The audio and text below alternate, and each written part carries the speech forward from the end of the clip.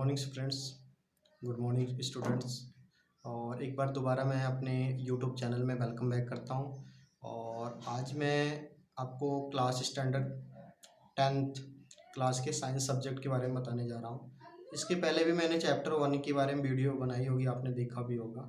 लेकिन आज का जो वीडियो है बहुत मज़ेदार होने वाला है, और ख़ासतौर से उन बच्चों के लिए जिन बच्चों की अभी बोर्ड में एग्ज़ाम नहीं हुई है, ठीक है। और उनके लिए, और जो बच्चे 10th में पहुंच गए हैं, उन दोनों के लिए बहुत मज़ेदार वीडियो होने वाला। तो लाइव बने रहना। और चैनल पर अगर आप नए हो तो एक बार लाइक और सब्सक्राइब और रेड बेल आइकॉन ज़रूर दबाना, जिससे आगे की आपको एजुकेशन से रिलेटेड न्यू अपडेट मैथ और साइंस के सब्जेक्ट से रिगार्डिंग जो भी आपकी वीडियो अपलोड होगी वो टाइम टू टाइम आपको नोटिफिकेशन मिलती रहेगी। सब्सक्राइब करने का सबसे बड़ा फ़ायदा यही होता है कि आने वाले जो भी वीडियो होते हैं वो आपको नोटिफिकेशन के रूप में आपको मिल जाते हैं। तो बिना रुके हुए स्टार्ट करते हैं, और आप लाइव बने रहना। बहुत इंपॉर्टेंट टॉपिक है, और यहाँ से आपके 5 नंबर के क्वेश्चन जरूर आएंगे।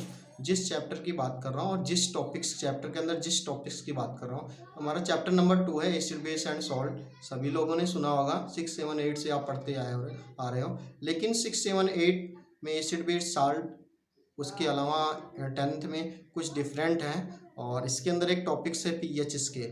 तो पीएच स्केल से क्वेश्चन 100% आते हैं और आ भी रहे हैं। और जो बच्चे भी बोर्ड में बैठेंगे जुलाई में, उनके भी पीएच स्केल से क्वेश्चन आएंगे। तो आप लाइव बने रहना और ज़रूर देखते रहना, चाहे वो न्यू यूजर्स हैं, ओल्ड यूजर्स, दोनों देखते रहना। न्यू यूजर्स हो तो चैनल को सब्सक्राइब और लाइक और बेल आइकॉन जरूर दबाना, और उसके साथ साथ आपको नोटिफिकेशन मिलता रहेगा।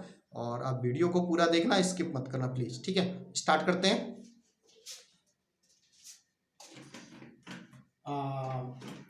एक बार आप देख सकते हो, अगर बात करते हैं एसिड और बेस सॉल्ट, ठीक है। मैंने इसके पहले भी आपको बताया था कि एसिड और बेस सॉल्ट छोटे छोटे टॉपिक्स में सभी लोगों ने सुना होगा, एसिड बेस और सॉल्ट। और एसिड बेस आप जानते हो, अगर किसी में H+ आयन है तो वो एसिड कहलाता है, OH+ OH- आयन है तो बेस कहलाता है। और दोनों का अगर कॉम्बिनेशन मिलाते हैं तो सॉल्ट बन जाता है। नॉर्मल सा नीले लिटमस पेपर को लाल कर देता तो एसिड कहलाता है, और लाल लिटमस पेपर को अगर नीला कर देता बेस कहलाता है। और जब इन दोनों का कॉम्बिनेशन बन जाता है तो वो सॉल्ट का फॉर्मेशन हो जाता है। इस तरीके से बहुत सारे इंडिकेटर के रूप में हम यूज कर सकते हैं, लाइकेन, मेथिल ऑरेंज, ठीक है, सिंथेटिक फाइबर्स, इंडिकेटर के रूप में हम इसको टेस्टिंग करने के लिए, यही सारी चीज़ें हैं। तो हम अब टॉपिक, हमारा जो मेन इंपॉर्टेंट टॉपिक है, खासतौर से 10th क्लास के जो बोर्ड के बच्चे और 10th क्लास में गए हैं, उन दोनों के लिए इंपॉर्टेंट टॉपिक्स है। तो ध्यान से देखना और पूरे तरीके से वीडियो पे लाइव रहना, ठीक है। तो सबसे पहले हम बात करते हैं क्लास 10th का इंपॉर्टेंट टॉपिक है। अगर आप इसको पढ़ लोगे डियर स्टूडेंट्स, तो 100% यहाँ से 5 नंबर जरूर फिक्स है। आप कई तरीके से इसको रीड करना। पीएच स्केल, पीएच स्केल सबसे पहले हम बात करते हैं पीएच स्केल। तो पीएच स्केल का जो प्रयोग किया जाता है वो किसी भी सोल्यूशन में हाइड्रोजन की मेजरमेंट या हाइड्रोजन की आयन की सांद्रता या H+ आयन की सांद्रता को जानने के लिए पीएच का निर्माण किया जाता है। इट मीन्स, कहने का मतलब है, अगर आपसे पूछा जाता है कि पीएच वैल्यू क्या है, तो पीएच वैल्यू को बताने के लिए आप ये बताओगे जो भी सोल्यूशन है या जो भी सोल्यूशन लिया गया, आप समझेंगे सोल्यूशन क्या है। सोल्यूशन इक्वल टू होता है सोल्यूट प्लस सॉल्वेंट, यानी कि सोल्यूशन जो होता है या विलयन जो होता है वो विलय और विलायक को मिला के बनाया जाता है, ठीक है। तो पीएच वैल्यू हमें ज्ञात करने के लिए हाइड्रोजन की सांद्रता को जिस विलयन में ज्ञात करने के लिए या जिस विलयन में मेजरमेंट करने के लिए हाइड्रोजन आयन की सांद्रता ज्ञात की जाती है, उसे हम क्या कहते हैं, पीएच स्केल कहते हैं, ठीक है। पीएच वैल्यू दूसरी तरीके से कह सकते हैं कि किसी विलयन में उपस्थित हाइड्रोजन की सांद्रता जानने के लिए पीएच वैल्यू का प्रयोग, किसी भी विलयन में उपस्थित हाइड्रोजन की सांद्रता को ज्ञात करने के लिए या जानने के लिए हम पीएच वैल्यू का प्रयोग करते हैं, ठीक है। अब पीएच वैल्यू में हम अगर बात करें पी, इट मीन्स पी क्या है, एक इंडिकेटर है। इंडिकेटर का मतलब होता है एक सूचक के रूप में हम प्रयोग करते हैं, ठीक है। और पीएच में पी एक इंडिकेटर के रूप में है। और पी को अगर हम बात करें तो ये एक जर्मन वर्ड से लिया गया है, और जिसका मतलब होता है पोटेंज। क्या मतलब होता है, पोटेंज, हिंदी में बोलते हैं पुषांश, ठीक है। और इसका अर्थ जो है शक्ति या पावर के नाम से कहा गया है। ठीक है, पीएच स्केल में पी जो है वो एक इंडिकेटर के रूप में काम करता है और जर्मन वर्ड से लिया गया है जिसका मतलब होता है पोटेंज।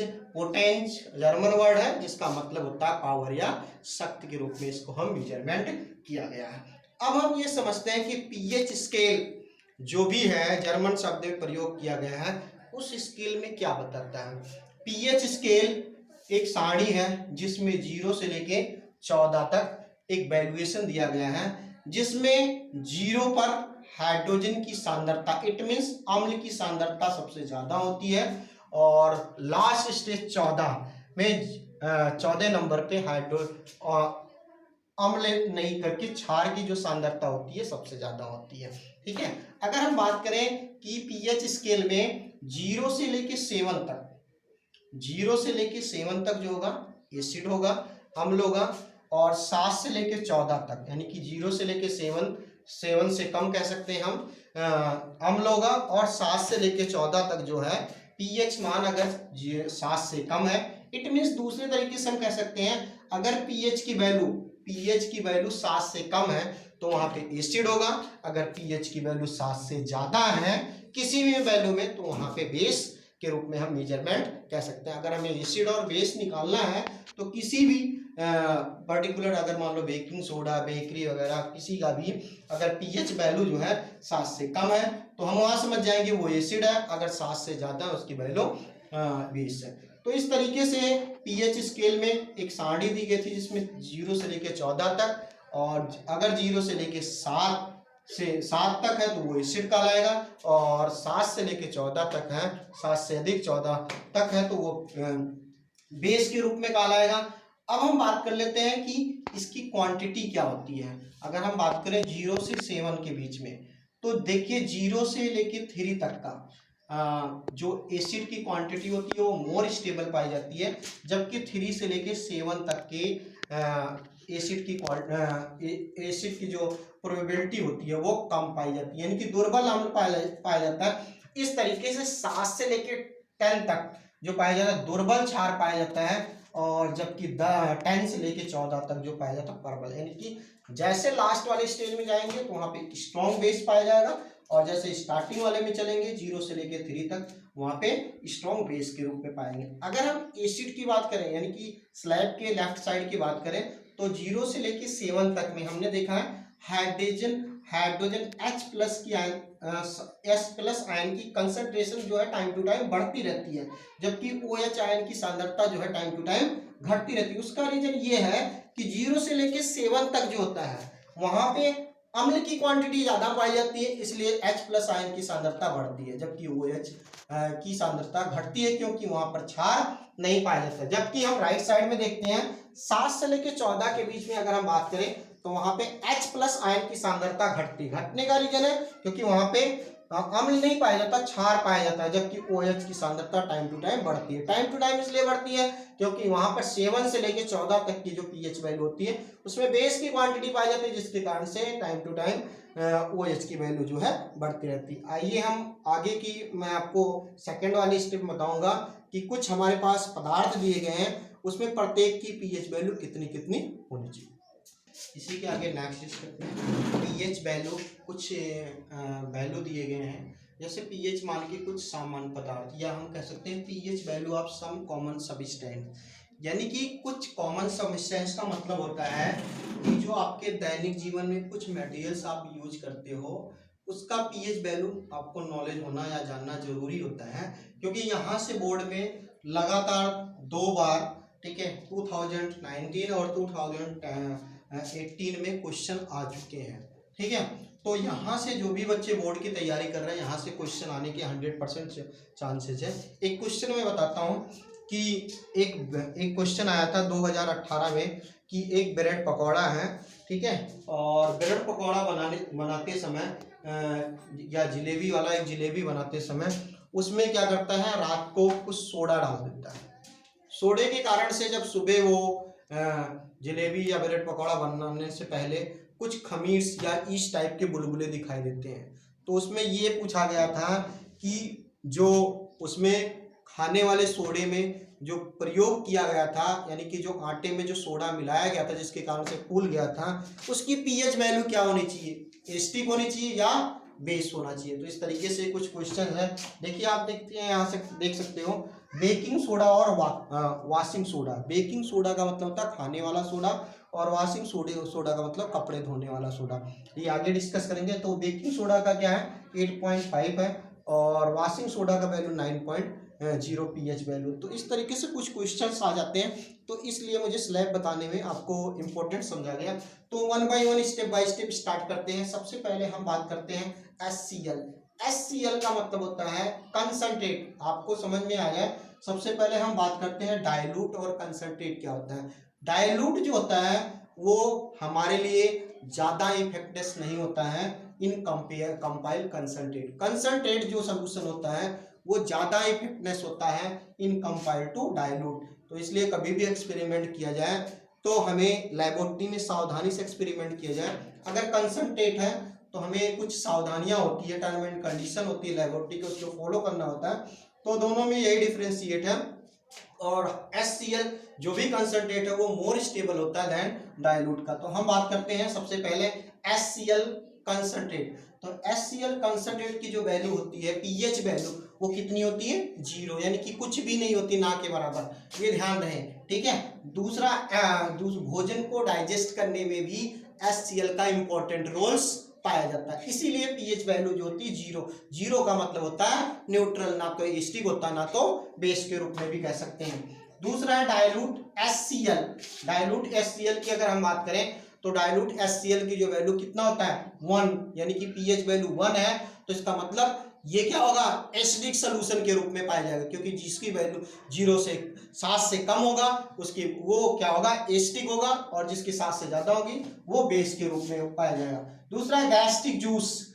गैस्ट्रिक जूस उसकी वैल्यू पीएच वैल्यू क्या होगा 1.5। लीमन जूस, नींबू पानी जिसको कह सकते हैं, उसकी पीएच वैल्यू कितना 2.5 है। और दूसरा वेनेजार, ठीक है, वेनेजार मतलब सिरका वगैरह का, उसकी पीएच वैल्यू हमारे पास कितना है 4.0। दूसरा टोमेटो जूस, जो आप सूप बनाते हो जूस पीते हो, उसकी पीएच वैल्यू कितना है 4.1 के रूप में। कॉफी, जो चाय वगैरह जो पीते हो कॉफी के रूप में, उसकी वैल्यू 6.0 होती है, जिसकी पीएच वैल्यू, ये भी एसिडिक सॉल्यूशन है। मिल्क जो हम दूध के रूप में पीते हैं, उसकी पीएच वैल्यू कितना है 6.5 के रूप में, ये भी एसिडिक है। पेवर वाटर, क्योंकि पेवर वाटर इसकी वैल्यू कितना 7 है, दैट इज ये न्यूट्रल सोल्यूशन है, ना ये एसिडिक है ना तो बेस है पेवर वाटर। पेवर वाटर मतलब शुद्ध या फ्रेश वाटर के रूप में भी कह सकते हैं। सलाइवा, सलाइवा का मतलब आप देखते होंगे कुछ डॉगी वगैरह जो भोजन लेते हैं, भोजन लेने से पहले लार टपकाते हैं, तो वही चीज बताया गया है बिफोर मील्स, यानी कि भोजन लेने से पहले जो लार टपकता है उसकी पीएच वैल्यू कितना होती है 7.4, यानी कि 7 से अगर वैल्यू ज्यादा होगी तो उसका जो सोल्यूशन होगा वो उसकी क्या होगी बेस के रूप में, यानी कि 7.4 है तो इसलिए यहाँ पे क्या है बेस। दूसरा सलाइवा आफ्टर मील्स, यानी कि भोजन लेने के बाद जो लार्स होती है उसकी वैल्यू क्या होती है पीएच वैल्यू 5.8, यानी कि ये क्या होता है एसिड के रूप में कह सकते हैं। जबकि भोजन लेने से पहले जो होता है उसकी सोल्यूशन क्या होती है 7.4, जिसकी वैल्यू पीएच वैल्यू कितना होता है 7.4, यानी कि क्या होता है बेस सोल्यूशन।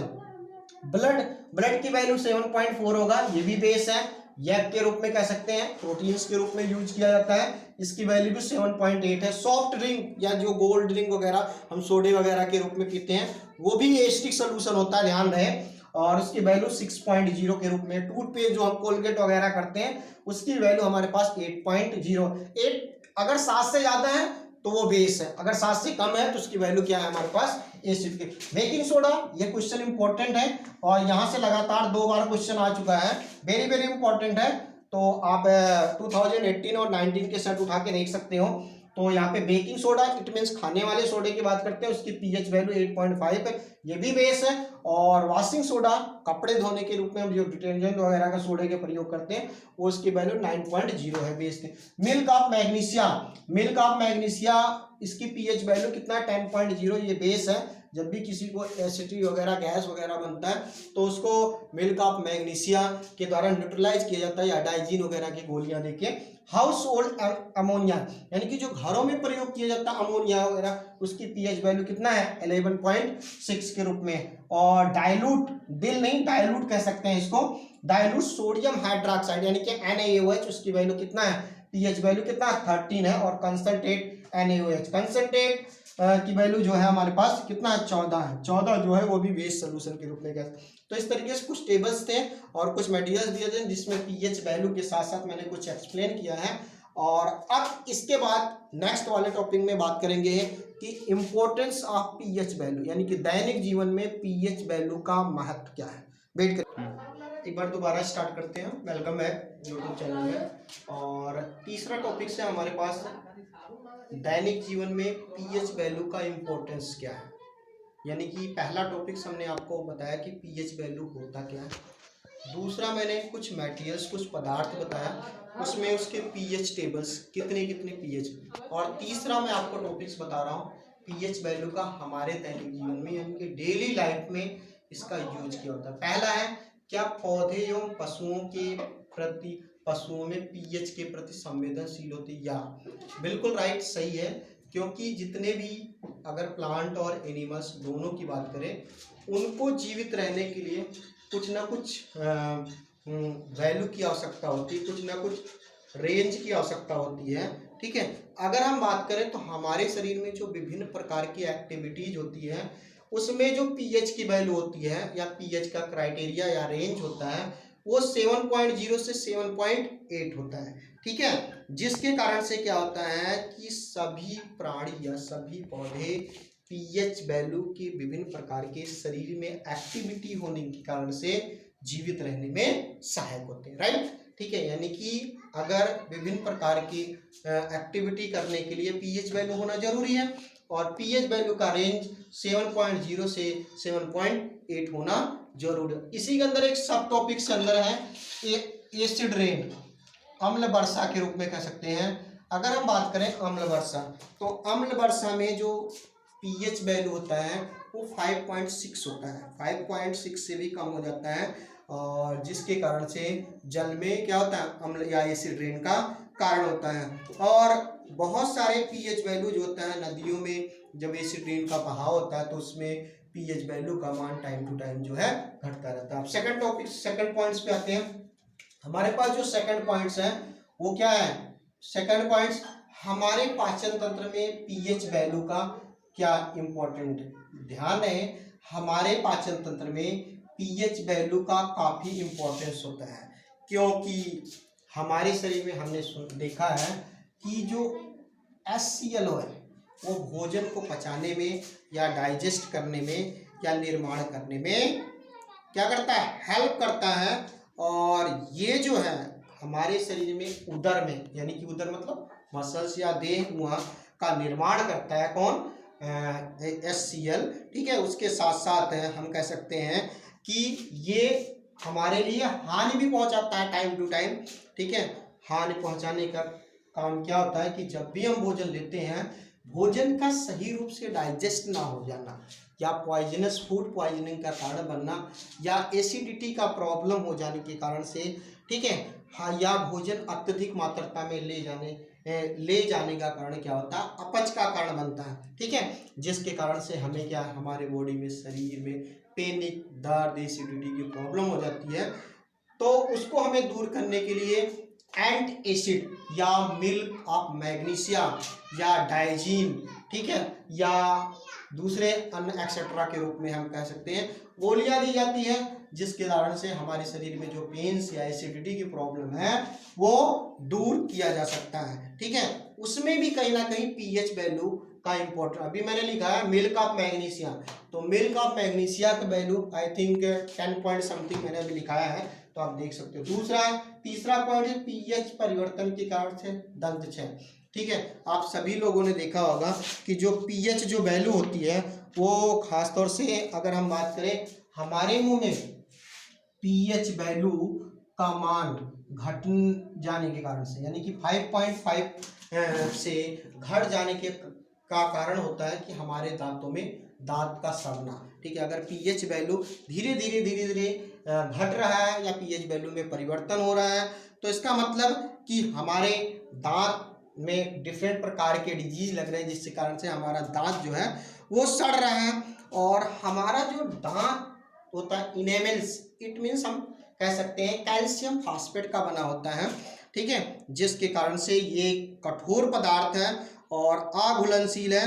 और दूसरी बात है, अगर पीएच की वैल्यू, पीएच की जो वैल्यू 5.5 से नीचे नहीं जाता, 5.5 पे ही रहता है, संचालित रहता है, तो हमारे दांत का जो डिजीज है, सड़ना है, वो रुक जाएगा और दूसरी तरीके से टाइम टू टाइम संरक्षित होता रहता है। इस तरीके से पीएच। तीसरा चौथा पॉइंट है पशुओं एवं पौधों द्वारा उत्पन्न रसायनों का आत्मरक्षा। आपने देखा होगा कि मधुमक्खी, खासतौर से मधुमक्खी में डंक पाए जाते हैं, ठीक है, जब किसी को डंक मारती तो इट मीन्स अम्ल छोड़ती है। अम्ल छोड़ने का मतलब होता है कि जब भी किसी को डंक मारती है, अम्ल छोड़ती है, तो उसको जलन, पीड़ा या दर्द होता है, से ग्रसित होता है, तो उसको दूर करने के लिए उस पर हम क्या करते हैं, एंट एसिड या बेकिंग सोडा का, ठीक है, इस्तेमाल किया जाता है, जिससे जो भी नटल पदार्थ है या जो भी पदार्थ है उसको क्या करना, न्यूट्रल किया जाए, और न्यूट्रल करने के बाद उसको हम खत्म कर दिया जाए। इट मीन्स कहने का मतलब है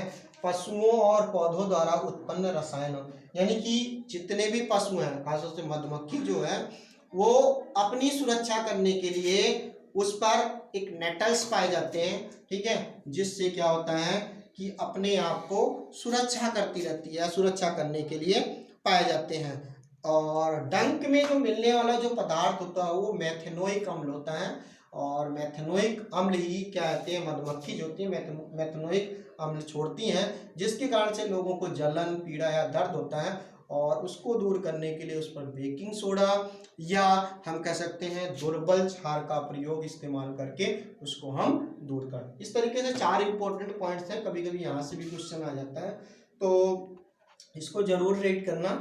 और आज की टॉपिक यहीं तक है। तो दोस्तों, डियर स्टूडेंट्स, अगर मेरी वीडियो आपको पसंद आई होगी तो प्लीज़ मेरे चैनल को लाइक और सब्सक्राइब करना, क्योंकि आने वाले नए अपडेट में आपको टाइम टू टाइम इसके रिगार्डिंग्स, एजुकेशन से रिगार्डिंग आपको वीडियो टाइम टू टाइम मिलता रहेगा। Best of luck, have a nice day, thank you.